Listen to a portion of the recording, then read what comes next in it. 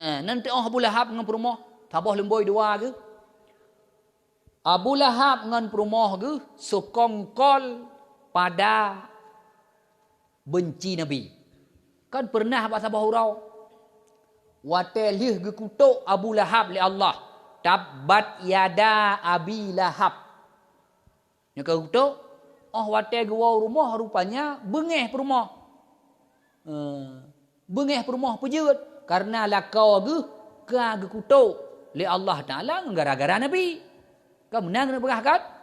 Jadi bengeh. Watai bengeh hicah kena pai Muhammadnya si urus hanya pakai patah. Ku nak tepuk ai. Gebu di jah pinggang bagah-bagah siram pep-pep batala jalan gesita dan batai gesita depa terus bak semajid gekalan Nabi Muhammad je ipa dia lagu Muhammadnya dengan Abu Bakar. Terus kenan bak teras semajid. Hana kita hole Muhammad bunuh. Aku tinggi-tinggi gak walam. Nya mana hana gecaruk Abu Bakar ni hana. Nyan beda perumah Abu Lahab jamun dengan perumah Abu Lahab inau.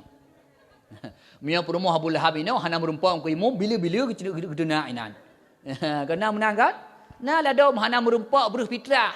Nyan bengeh perumah. Kagebu ni jah pinggang atau sibakan gesu ija jah pinggang nak gejak dengan luar puntung. Gudeh melasa hana ku imam bila-bila gedena inan. Ka bila hana pu-sapu kat inan. Yang beda perumah Abu Lahab jamun ngainau.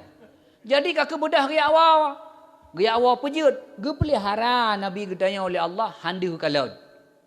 Yang Abu Lahab dengan perumah ge sekongkol. Maka dalam masyarakat gedanya yang sabar lakau dengan perumah. Asai kena nyan mupat dengan ku imum le.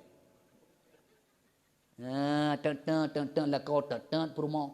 Nyan kana cerita sampai menandua ke. Nyan lako-lako dan perumah-perumah yang lagi nyan betak neputun pakon wamra'atuhu hammalatal hatab perumah Abu Lahab tukang angkut kaya ngentut lako gelam nuraka maka dra nurinang bek ne sambung-sambung sagai upat lako ne ente gena gemupat ne cutiat baba hai ne meratib ne gede. Menan. Jadi menyonu sambung nyan kag kira drone urang gulam tungo untuk tet lakau ne lam nuraka hai saboh sisi god terus kenan setia ne lakau ne tet. Kan? Tapi baik lam agama.